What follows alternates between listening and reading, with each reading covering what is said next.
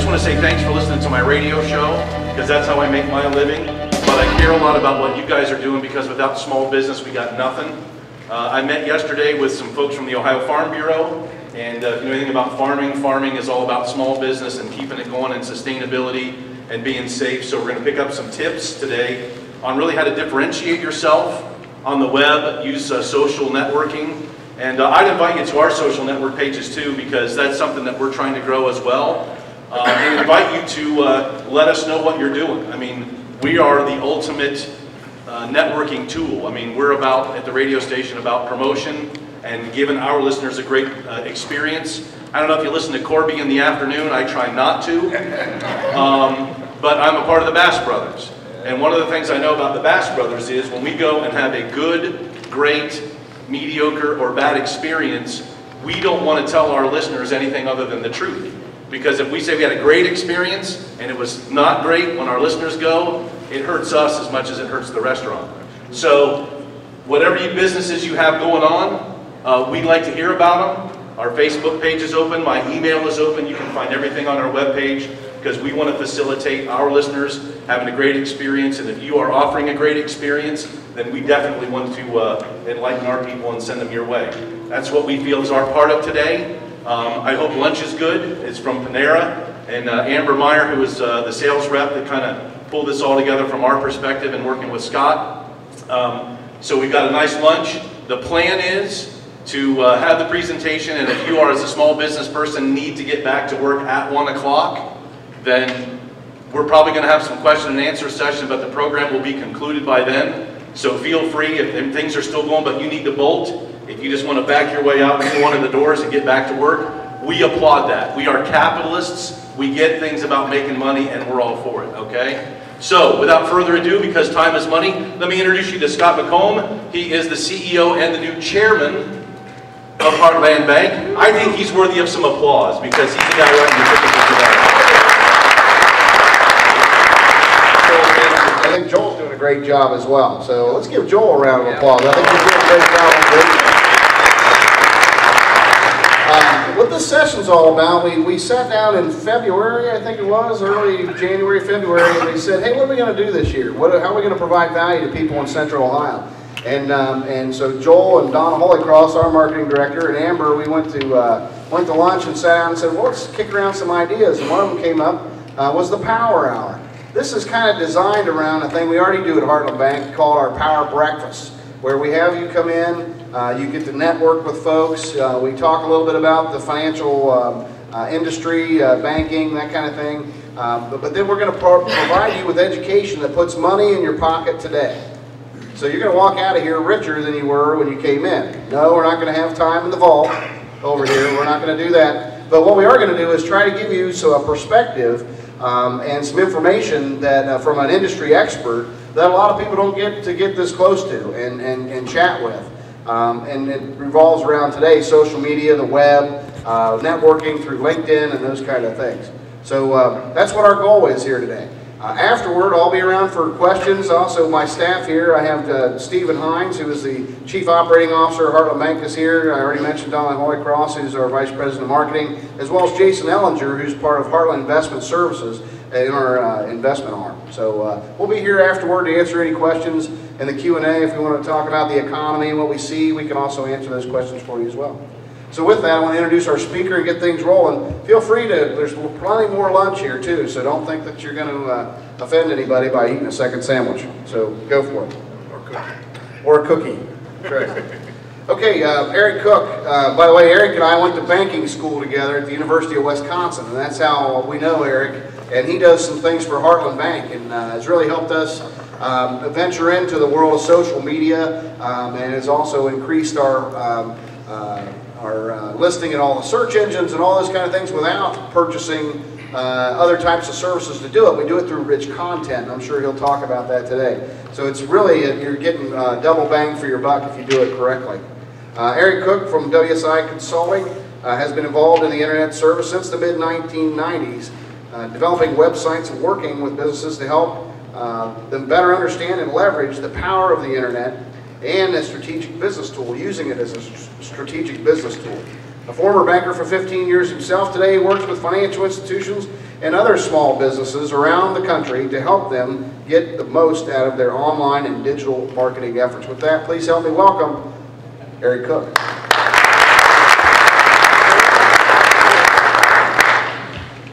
Can you hear me okay? I don't want to be ambidextrous because I might start talking into this and then you'll lose me if I go this way. So I'm going to put this down. If you have a hard time hearing me, I will pick this back up. So thank you, Scott, for the intro. As it says here, I am Eric Cook and I'm going to spend the next 40 or 45 minutes with you. I am a recovering banker of 15 years. Thank you very much. And Scott and I did meet in Madison, Wisconsin at the Graduate School of Banking. I'm on faculty now there. I get to go back in the August time frame, and I teach a class on social media strategies, which is a real honor. So I get to go back to my banker roots, but still talk about all the fun social stuff that's going on right now. So I'm an internet consultant and happy to work at Carnegie Bank and appreciate the opportunity here.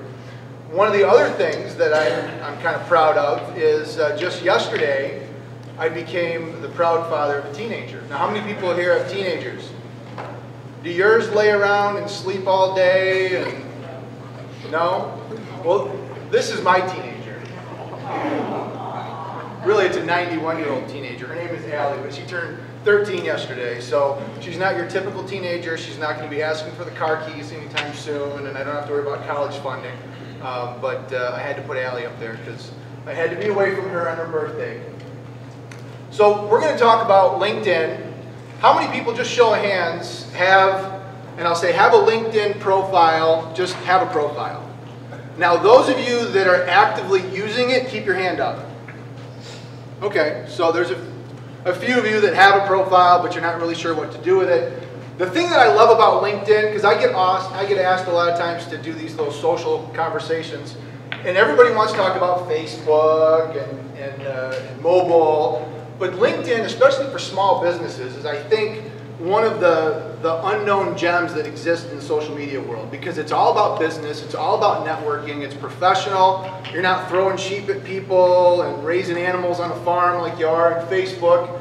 It's all business orientated, and it gives you really good information, and I'm going to show you some ideas on how you can get in and do some data mining. So when you're out there prospecting and looking for new customers, I'll show you some tools that you can use to help hold on to the customers that you already have and to find new ones and new opportunities. So we're going to go through this, and hopefully, like Scott said, while I don't have a fistful of dollars in my pocket to give you so you literally go out here richer, hopefully we'll give you some ideas and some strategies that you can use to take back to the office and really put some money back into your business. So when we talk about LinkedIn, you can see the growth here. This is just a little chart. They're averaging 2 new members on LinkedIn per second, a little over 2 members per second. So it's growing, 135 million people. It's the #1 business-focused network out there right now. And so this is definitely a place, if you're a small business owner, this is a place that you want to try to establish yourself. You want to make sure that you're there. You want to make sure we'll talk about some of the things as it relates to your profile and some of the ways that you can network and communicate with others. But it's all about business. And one of those things that you need to be careful about, because I learned this lesson the hard way back in the day, is unlike Facebook and some of the other networks, you want to be really careful when you invite people to connect with you and you start doing that, the networking, because if you start sending out just a bunch of mass emails, like you could maybe on Facebook or some of the others, in a business environment, that's not appropriate, and Facebook and LinkedIn will actually ban you and they can deactivate your account. So it revolves around real-world networking, but then you take it online, because if people don't really know who you are, chances are you're not going to have a real good opportunity to connect with them in the LinkedIn world. So just because we're dealing in a digital age and behind a computer monitor, it doesn't negate all of the other good, sound business networking tactics that we all probably are already doing as small business owners. I know we talked a lot about technology, but real world business sense still is very important. So some of the reasons why LinkedIn is important. First and foremost, when Scott was talking about being found in the search engines, your LinkedIn profile, and depending on how your settings are, but I recommend making sure that it's public, your LinkedIn profile and the information that it has about you can be found in a Google search. Now I say Google generically, but Google, Yahoo, Bing, you name your search engine. So when somebody goes online and they Google for you, or they Google for your business, or they Google for your products and services, if that information is in your profile, and your profile is connected to the region that you're in, and the person's in your region and they're doing the search, you may very well get your LinkedIn profile found, in addition to maybe your business website, but also you're standing right there next to your competitors, and now they're finding you. And a LinkedIn profile doesn't cost you anything other than the time to create it, but now you can start, instead of becoming #1 on a search engine, what we try to educate our clients through other social networking strategies is you want your website to be #1, but you want your LinkedIn profile to be there, you want your Facebook page to be there, you want a YouTube channel to be there, you want to take 5, 6, 7 spots with all the various different social portals that you're participating in, so that when somebody searches for what you do or who you are, they're not seeing anybody else but you. So your competition goes to the bottom of the page, or even to the second page. How many people go to the second page of a Google search? Not unless you absolutely are really hungry for information. Most people don't even take the time to scroll down and look at like 7, 8, or 9, or 10, if it's not above the fold.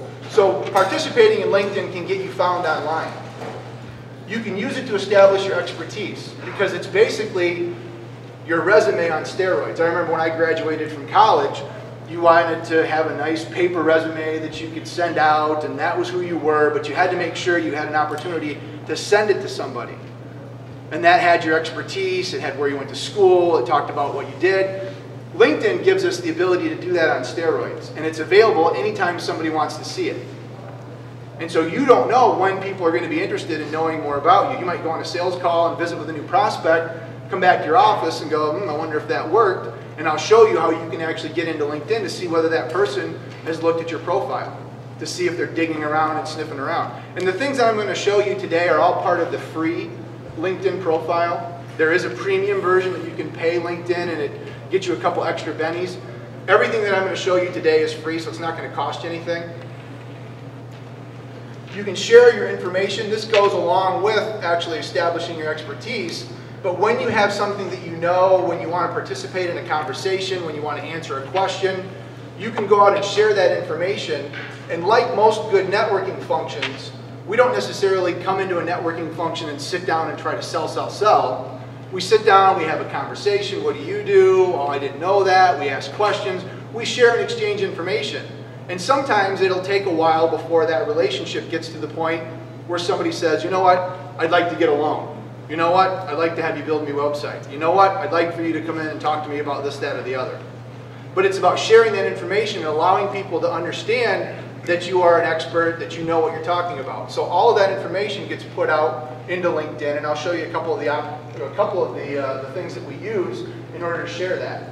Connecting with others, you know, they say it's not who you know, it's what you know. Well, it's not who you know, it's who you know and who they know. It's all about networking. And with LinkedIn, you've got the first tier connections that you can connect with, but you also have second tier, you've got third tier. So if you're looking to get an introduction, so you don't want to have to make a cold call, but you're saying, you know, I really would like to talk to this person, but I wonder if anybody that I know knows that person. The bigger your network is, the higher the opportunity is that somebody you know is going to be able to say, oh, I know that guy, I'll give you an intro. Let me pick up the phone and give him a call. I'm sure he'd be happy to talk to you.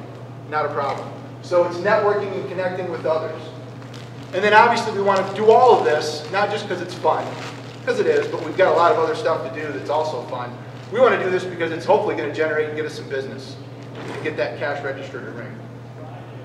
So this is an example when we talk about getting found. If we go out and we do just a Google search for Eric Cook, you can see for whatever reason there's 154 million results for that. I don't know why. Maybe it's because there's a lot of people talking about cooking. But out of that 154 million, I've got 3 of the responses above the fold. One of them is my blog, another one's a LinkedIn and Facebook. But you can see my LinkedIn profile is right there. And I didn't type in Eric Cook WSI or Eric Cook Michigan or anything that quantified it. If somebody heard about me, you go back to your office and you're like, oh, I wonder what that guy really was talking about. This is the type of stuff that you want. And we talk to customers all the time that are frustrated that they sit down and they say, well, you know, somebody Googles for my name, I don't show up anywhere. My first question is, well, have you done anything with your LinkedIn profile? No, I don't have one. That's the problem. So LinkedIn can get you known because, you know, we said it in the car on the way over here. Business is good, but a lot of times it's all about the person. It's all about the people. We bank with bankers. We choose to do business with the people that are taking care of us within a business. So sometimes people are going to just search for your name because they heard Scott McComb's a great banker. They heard Donna Holy Cross is a good marketing person. So they're going to search for those people and see how they're connected to see what's going on. And we want that LinkedIn profile to show up so that it can be found. So I'm going to show you in here a little bit about how you can go in and do a search. So if you're in LinkedIn, up in the top right-hand corner, you've got the option where you can do a search for people. Now you can type some information in there, and I just typed in over here on the right-hand side, or left, my right, left, whatever, but on that side, I'm directionally challenged today. On that side, you can see that I typed in just Michigan Bank Marketing. And I know saying Michigan and Ohio sometimes isn't a very good thing to do, but you know, one of our teams is out of the tournament, and so that's okay. And they were beaten by an Ohio team, weren't they? So that's all right. But I live in Michigan. I work a lot with banks, and I do marketing. So I'm doing a search. Now you take your industry, take your geographic location, take your product, take your service, put whatever you do up in that area. But we're just going to walk through this as an example.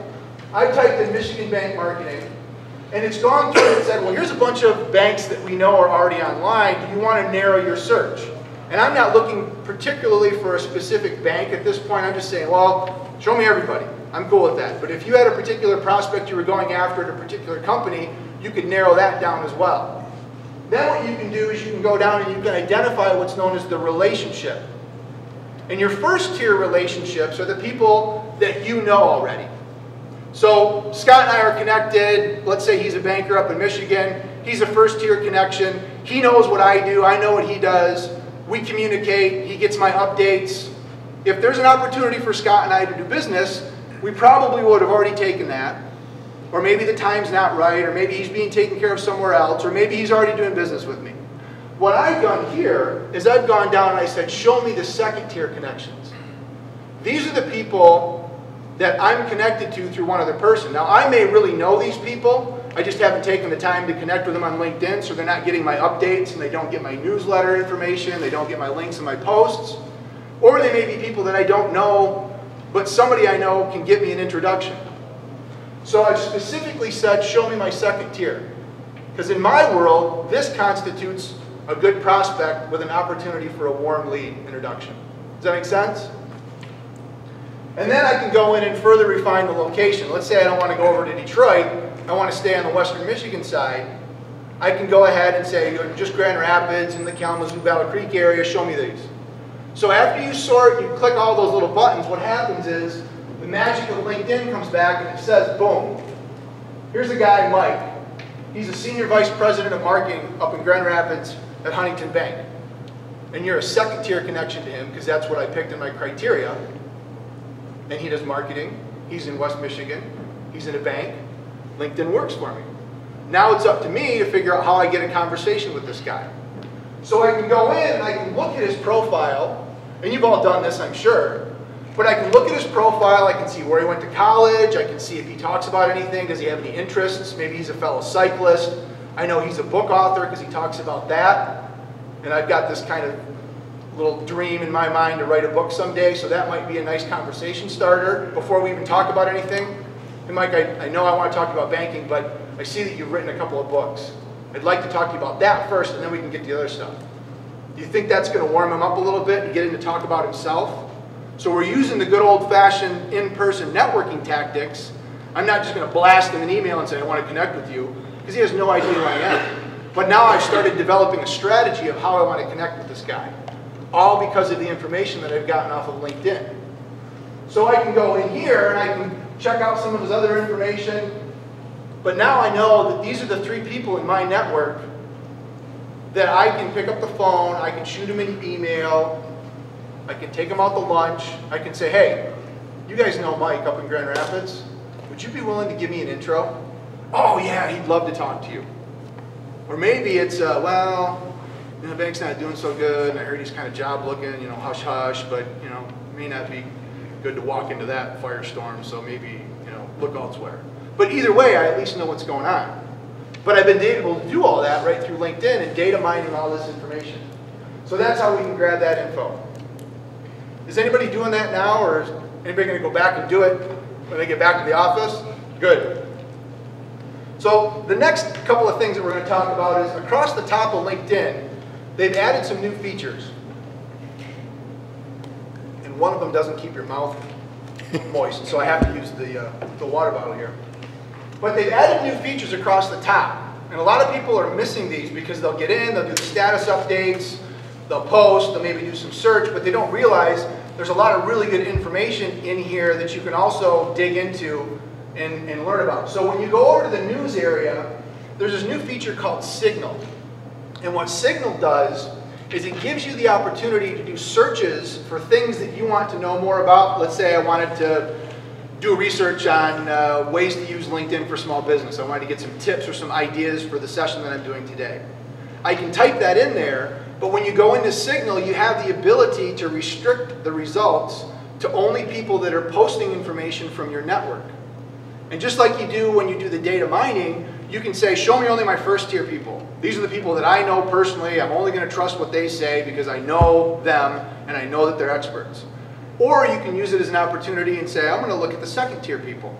Because maybe that would give me an opportunity where I find somebody that's a second tier person, they post a really good article on LinkedIn or something else that I'm researching, and maybe I send them an email or I shoot them a note and say, hey, I found your post on this.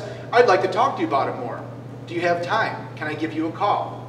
So now you can use the Signal as a prospecting tool to give you a reason or an excuse or an opportunity to touch base with people that you're not touching already. Touching appropriately, of course, touching through LinkedIn. That was a joke. You're supposed to laugh at that. I don't want to get in trouble. So the Signal is a very good way of actually getting your data and your information. You can see in here, this is what I've done, where I've gone in and I've done a search for LinkedIn, and I said over here on the left-hand side, I only want to see first-tier connections. And I see David, I see Rob. These are all guys that I know, they're fellow consultants that live in the UK, that live on other sides of the country, but they're also well engaged and they've got some good information that they're sharing. So I know I can trust this resource. So this is the way, now I could go in and change that to second, look for prospecting opportunities or networking opportunities. But this is how you can go ahead and use your Signal. From a data mining perspective, it's a great tool of just getting information and learning about things, even if you're not really having any sort of strategy around it other than just trying to make yourself a smarter person in your business or in your industry. So the other thing that's mentioned in that area is LinkedIn Today. And what LinkedIn Today does is it gives you almost your personal little news feed. It's got some Twitter integration in it, but it goes out and it really searches and sees what sorts of topics you're interested in. And it organizes that for you, and it gives you almost like your own little RSS reader, your RSS feed, which is really simple syndication. It's a way you can read like blogs and stuff. But you can go in here, and I know a lot of people that will go in, and the first thing they do in the morning, they read the newspaper, they get their coffee, then they pop on LinkedIn Today and they pull it up just to see what the headlines are. Now, when I looked at this, the very first headline here is Google Analytics Update connects social marketing with the bottom line. That's something everybody's interested in. Okay, how does social media and social marketing actually equate to an ROI? Google Analytics is the world's #1 website analytics software. Do you think I took some time to read that article? Is that a helpful article that I should probably know about as an internet consultant? Now, when you go in, it's going to look at your industry and your expertise, but it's going to find all that information and bring it to you. It's like your own personalized newspaper, but yet you have the opportunity to either connect with the authors or connect with the people that are sharing it. So your LinkedIn Today is another really great resource because you may find an article on there that would be beneficial that you could then take with you to an appointment and say, oh, by the way, I found this article on social media and Google Analytics, and I know we're talking about that. Thought you might be interested in checking this out. Oh, wow, that's really cool. Thanks, Eric. So now you're doing something that's above and beyond what maybe your competitors are doing, providing value and building that relationship. So you can see it's got all the different segments here. And then it also gives you other industries that it recommends for you to follow based on the type of posts and the other sorts of things that you're doing on your site or in your profile. So there's another area. You go over to the More section, click on that drop down. There are these things called skills. These are pretty cool because it doesn't have to be just business-orientated stuff. I mentioned cycling. I also like doing triathlons.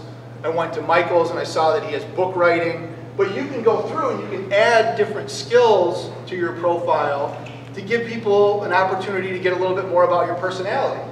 It says search engine technology, web design, but I also like public speaking. I like talking at conferences. I like riding my bike, especially on days like today, which you don't normally get in March. So if somebody goes to my profile and they're doing some digging on me, this gives them an opportunity to learn a little bit more about who I am. So when we finally get a chance to chat for the first time, they may bring up something biking related or conference related that gets me kind of talking about myself, which is going to make it a whole lot more likely for me to help them whatever that they want.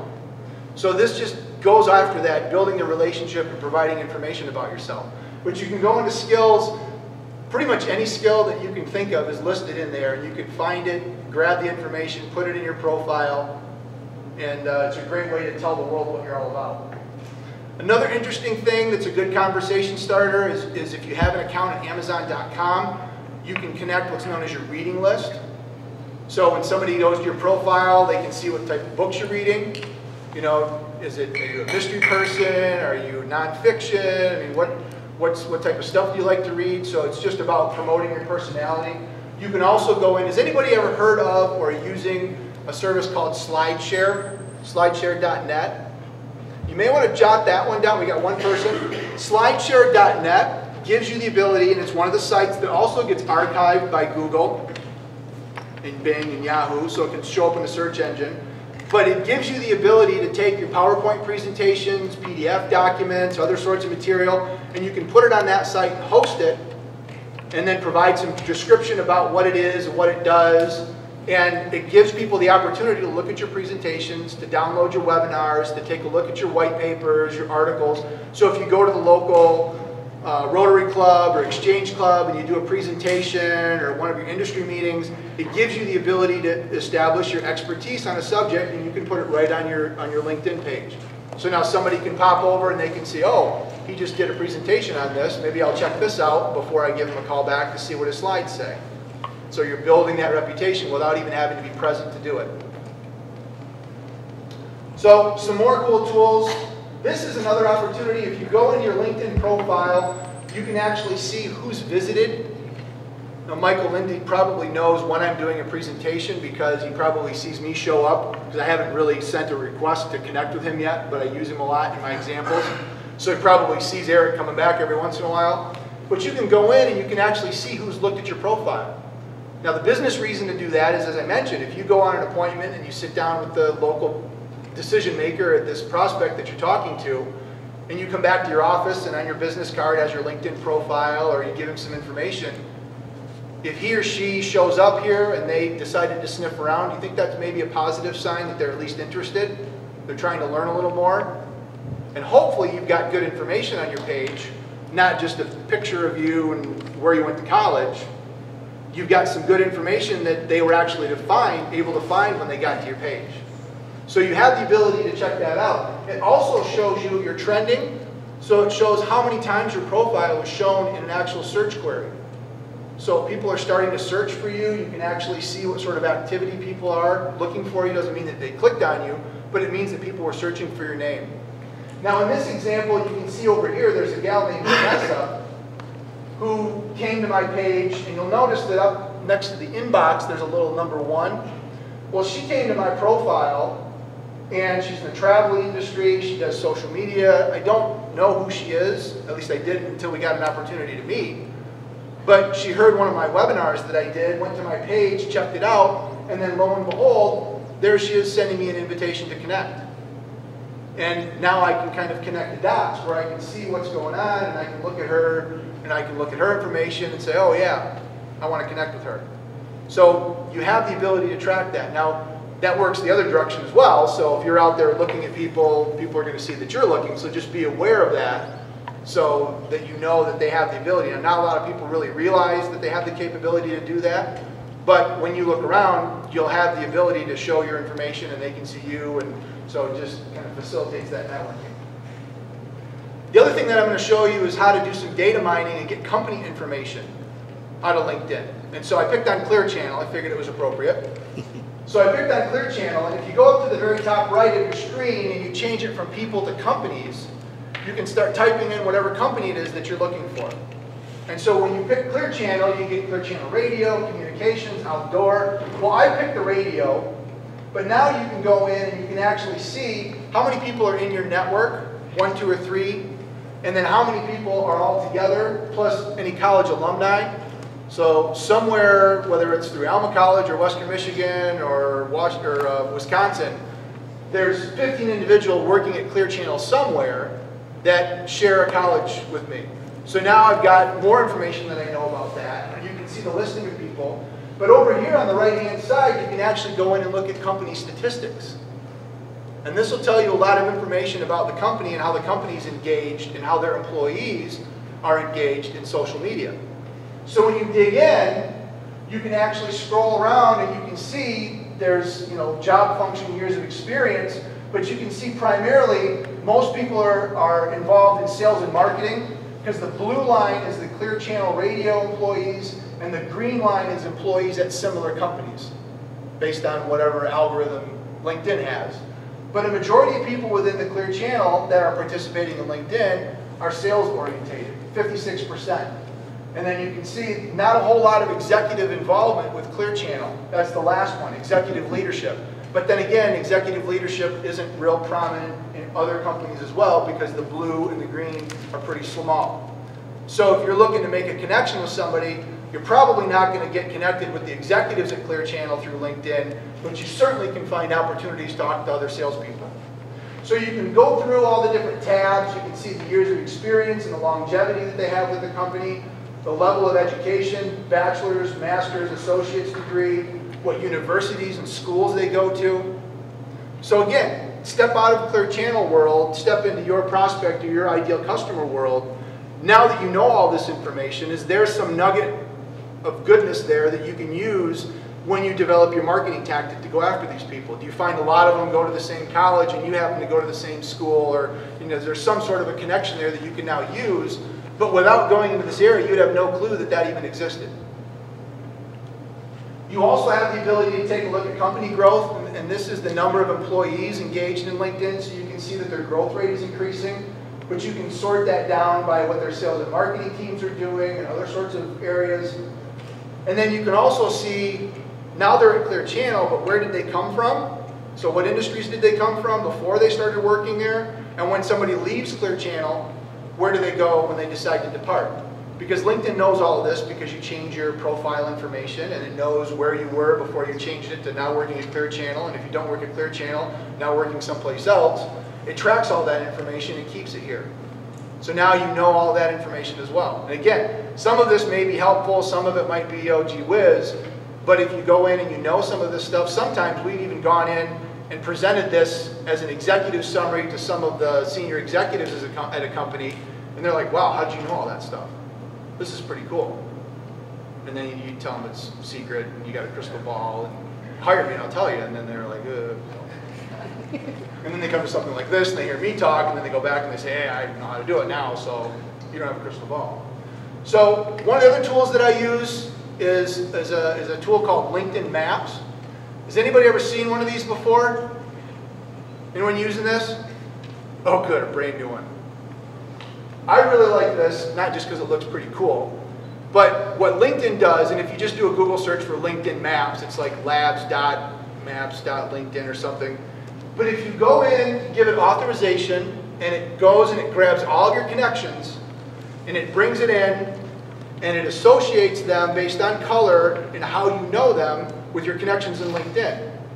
And the reason that this is important is you can see over on the left-hand side, I've got a gigantic blue blob. And WSI is actually a global organization headquartered up in Toronto. We've got about 1,000 independently owned and operated WSI franchisees in about 90 countries around the world. So we're a pretty big organization. The blue blob is all of my WSI colleagues. Now, from a business perspective, that isn't real great because I have zero revenue opportunity out of that blue blob. That's a great resource. We saw Rob Thomas, we saw Martin Duncan. Those are all people that are participating and putting out resource information. So if I had a question, I could go into that blue area, get anything that I ever wanted to know about online, internet marketing, you name it, I got that covered. But as a business owner, I recognized after I saw this that I need to do a better job of trying to make that barbell tip in the other direction. And I need to spend time in the orange area, which is my banking connection, the green area, which is my local community connections. Because those are the people that have an opportunity and an interest in potentially hiring me and paying me money to work for them. Because I'm not going to hire another WSI consultant, and they're not going to hire me. We're just going to leverage our knowledge to go after the other colors. So when you do this for your network, you can very easily see visually, do you have a barbell, do you have any clusters? Now, you take your mouse and you hover over the dots and you see the person's name. It doesn't give you the labels automatically, you have to do that, but you can very easily figure out how those colors are coordinating with one another. And then when you engage in your marketing strategy and your LinkedIn networking, I know if I get an invitation from a WSI colleague, I will accept it, but I don't spend a lot of time trying to go out and find more WSI colleagues in LinkedIn. I spend my time going after more orange and green and purple people, because I've got enough blue people. So this gives you a way to visually see what your network actually looks like.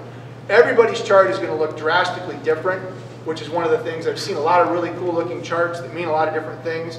But run this against your LinkedIn profile and see where that's at, and then sit back and go, what does that mean to my LinkedIn marketing strategy? How am I going to network differently to grow the areas where I can potentially generate more revenue for me as a business?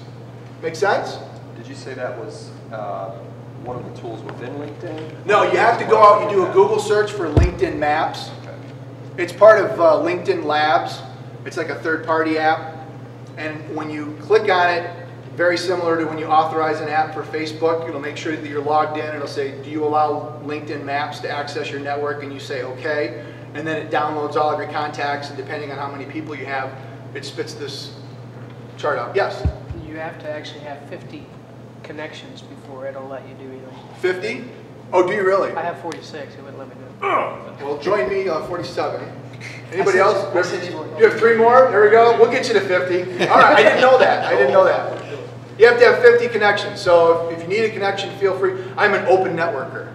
The only thing that I'll ask, and I'll talk about it here in a little bit, is when you send an invitation, the right and wrong ways to do that, and I'll tell you a different way to do that. So if you didn't know that already, I won't hold it against you.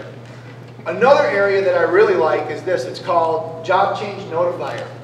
And this is another one that you can do a Google search for. And the reason I like this is, like I said earlier, when we were looking at the Clear channel and I knew what job I had before, I knew what job I'm going to, when anybody that you're connected to and you're using this plugin changes their job title or their job description, this program will send you an email update and it'll say 5 people, 10 people, 30 people, 1 person change their job. Now, why as a business owner is that important to me? Why do I care if the people that I'm connected to are changing their job title? They might have new needs. Anybody else? Bueller? They might have moved. They might have moved? Why is that important? What if they moved? To stay in contact with them. Exactly. So somebody's over at the widget company and they're now over at Thingamajigs.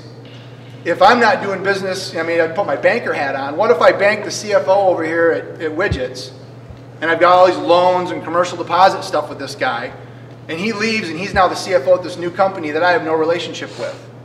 Well, I want to protect my turf. I'm going to call him up and I'm going to say, hey, see you moved, congratulations. You know, can I stop in and we can talk about what we can do for you over at the Thingamajigs because we took a good care of you over at whatchamacallits. Absolutely, I've been meaning to do that, but I've been so busy here, but you know what? Let's grab lunch. My treat, I want to hear about your new job anyway. So now I'm protecting my turf, and I can go in to the other company and I can find out, okay, who's his replacement? Is he coming in? Does he have a bank that he's already got in his hip pocket? Does he know all the cool things that we've done for these guys? So now I can go in and I can retain my business. So I can use it as an acquisition tool and I can use it as a retention tool. And there's no way, even with 50 or 46 or 47 contacts, that you would have the time to go into LinkedIn every single day and check every single one of your contacts to see if they changed their job title. But this tells you in an email instantly. Some of them are just changing it. Maybe they got, you know, their sales and marketing AVP and they changed it to AVP sales and marketing. But if somebody got a promotion, whatever the case may be, pick up the phone, give them a call, send them a handwritten card. Yeah, I said handwritten card, you know, with a stamp on it. But something that gets them noticed, like, wow, that's really cool that Eric took the time to notice me. And, you know, sometimes it's like, well, I got that promotion 6 months ago. Well, you should update your LinkedIn profile a little more often, but you don't say that. But at least it gives you the way to be proactive, so now you're differentiating yourself and you're standing out a little bit. Any questions on those last two tools? Yes? You said that's a Google search. And the second question, what do you search? Just go into Google and just do a search for job change notifier. And then does everyone who has a LinkedIn profile have to have a flag set so that they let people know when they change jobs, or is that? In your settings, depending on how you have that, you can either elect to have your profile information public or only to people that you're connected with. This is another one of those that will request authorization so that you're giving it permission to access your connections as you. So if you and I are connected, but you and I are not connected, and I make a job update, you might be able to see that, but you may not. But if I've enabled that app, the app's going to think that it's me, and you're going to be able to see it. So it'll act as if it's you, and there's nothing that you need to do on your end. But we recommend that in the profile, you set as much of your information in LinkedIn as public as possible, because that increases the amount of information the search engines can have about you when somebody goes on searching for your area, your industry, your name, whatever it is. Good question. Any other questions? Okay. So, kind of on the wrap up here, but some suggestions with regards to LinkedIn. When you go in and you have your profile, it will tell you in the top right hand corner, I believe, whether your profile is at 100% or not. And if it's not at 100%, go through the instructions and figure out what it will take to get to 100%. Having an incomplete profile is kind of a LinkedIn sin, because it signifies that you don't like completing stuff, and that you don't take the time to finish things, and there's information that LinkedIn wants to know about you that if you're not feeding it, it wants to have a current profile and 100% info. So make sure that you do that. Make sure that yes? And then I checked it, and it was not 100%. Oh, really? Not because I changed, but because LinkedIn changed. It added that skills capability, and because I hadn't added skills to my profile, there you go. I was now below 100%. There you go. Unbeknownst to me. Unbeknownst. Yep. So they may change the rules on that. That's a very good point. So keep an eye. Just because you're 100% yesterday doesn't mean that you're going to be 100% tomorrow. So take a peek at that. But you can click on it and figure out, okay, what happened. But that should also then trigger and say, it's probably why your hand went up when you said you're familiar with skills, because the LinkedIn 100% triggered that. But now you can go ahead and use that as an opportunity to say, okay, here's a new tool. How can I maybe use that? What's the implications of using skills, but certainly getting it back to 100%? Including a photo, make sure that it's a business professional. Don't use the same one that's on your Facebook or some of the other channels. I have seen people that have put their business logo up there. Not a good thing. People like to see who you are. A nice picture, so don't use like a caricature or like a drawing or something along those lines, or just a nice professional business photo. Always is good to have there. You can join groups within LinkedIn and participate. Be very careful that you don't go in and try selling stuff, because people are going to then realize that you're in it just to try to sell stuff, and you'll get ostracized very quickly. But groups, questions and answers. But this is the area that I alluded to earlier. Personalize your invitations.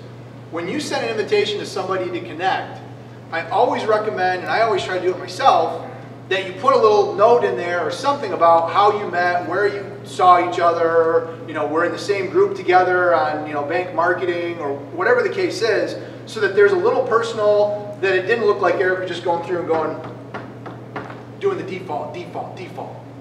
So that when the person gets it on the other end, it's not the, hi, I value your opinion and I would like to connect on LinkedIn, or whatever the generic canned phrase is. So somebody knows that you took the time to at least type a sentence, but put in something about, I met you at a conference, we sat next to each other at the on the airplane, whatever the case is. So personalize it so that you've got some sort of a connection. Yes? I usually say how many people we have in common. That's a good idea as well, absolutely. Mention how many people you have in common, or if there's an interest, like with Michael, hey, I'd like to connect, we're both bank marketers, but I'm also really interested in chatting with you about your book writing. Something along those lines, because we all get the invitations that are generic over and over, and it's easy to just delete those because they look the same. If one comes and it's different, that just increases the likelihood that that delete key, they're going to think a little bit more before they hit it.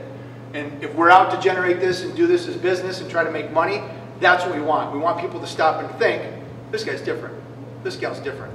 There's something else here. Maybe I'm going to connect with this person. But that's a good point. And when somebody connects with you, take the time to say thank you. And if you notice that they've only got 20 connections and you can offer some assistance, or maybe you found an article that was really good on LinkedIn, send them back a thank you note and say, hey, by the way, here's a good resource that you may want to check out for some more LinkedIn. Looks like you're new, how can I help? I've got a series of webinars that I do on LinkedIn, so when I see somebody that connects that has fewer than 100 or so connections, I'll send them back that list of webinars just to check out. Sometimes I hear back from them, sometimes I don't. But it's being different. And then contribute on a weekly basis.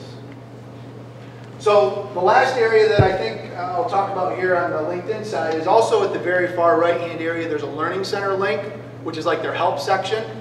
Anything you could ever want to know about LinkedIn is covered in this area.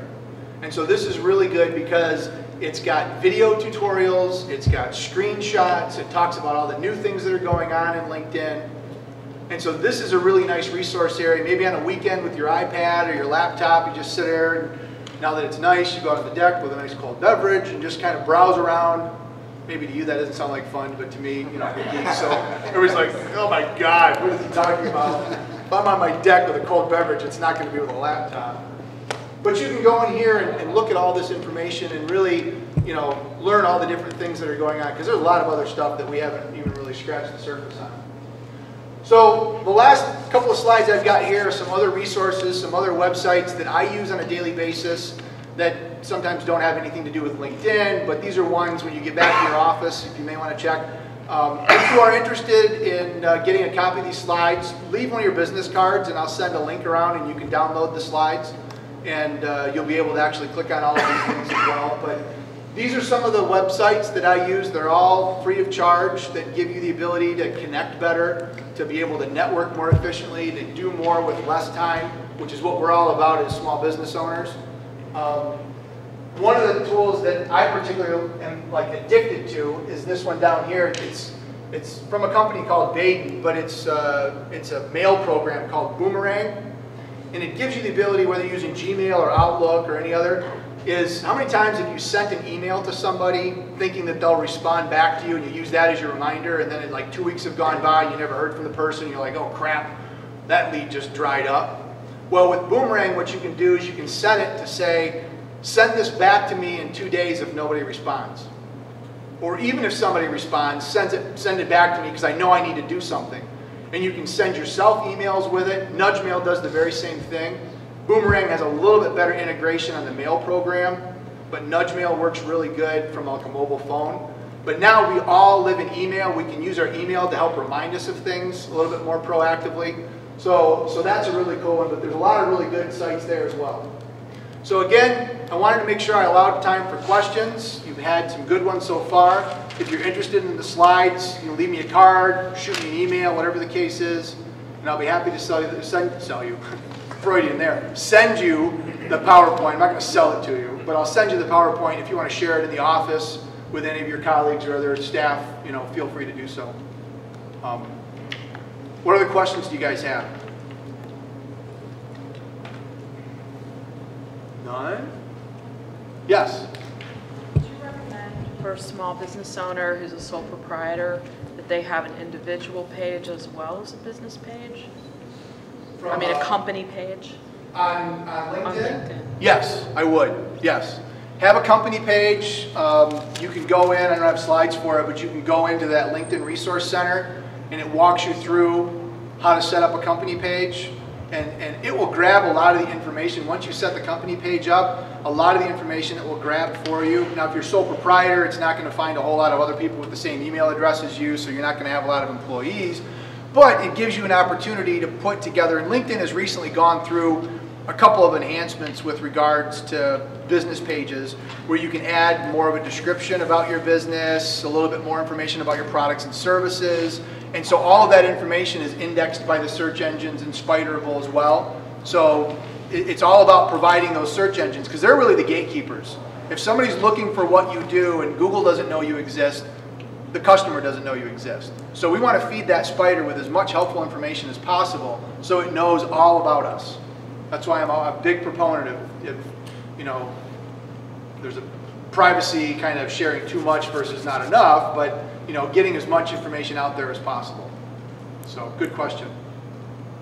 Any thoughts I know we're on LinkedIn, but anything else social media related? Yes? Yeah, I'm a little surprised how expensive their upgrade is for having 135 million users. You would think they would want to have, because you look at the enhancements, and it's not like you're getting that much for the money. A lot of the enhancements themselves, when you go, and I can't remember off the top of my head what the cost is. It's like the lower one is like $19 a month, and then it goes to $39, and then it's like.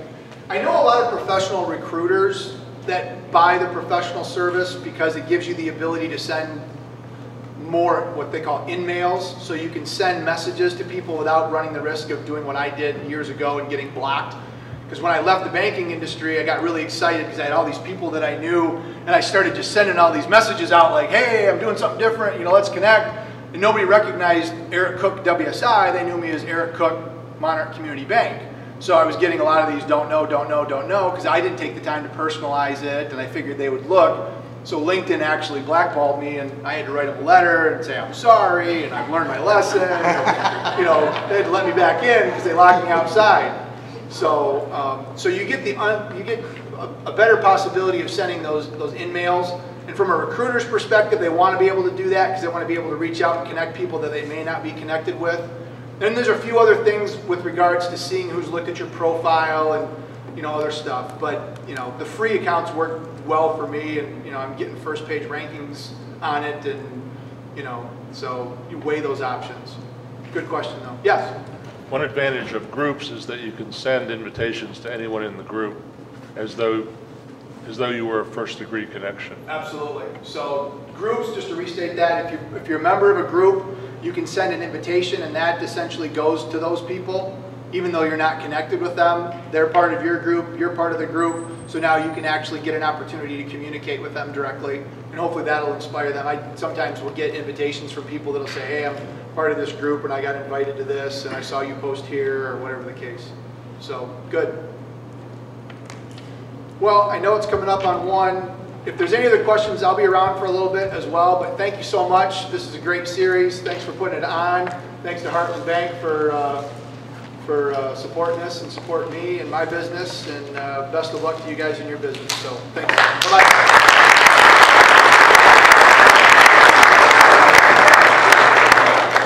Pretty good for a guy from Michigan, huh? I knew that was coming. I had to take the shot. I took the hair shot. I took the Michigan shot. That's all I got. So we are coming up on 1 o'clock. I encourage you. I talked to some really fascinating people through here. So if you didn't introduce yourself to at least one other person, I encourage you to do that. I think you'll be impressed with the people you're sitting with. And we'd love your feedback. We're going to talk after this. We're hoping to make this a series. We'd like to really keep small business at the fore, at least in this type of environment. Is this like the physical plant of this? Does this work for you? Because it's really easy for me. Because I work right up there. So this is great. Thank you for listening. Thank you for coming, and just keep listening, because as we get more things on the schedule, we'll let you know on our webpage, and probably through LinkedIn, and certainly on the air, okay? Thanks for coming. Safe travels and good luck in your business.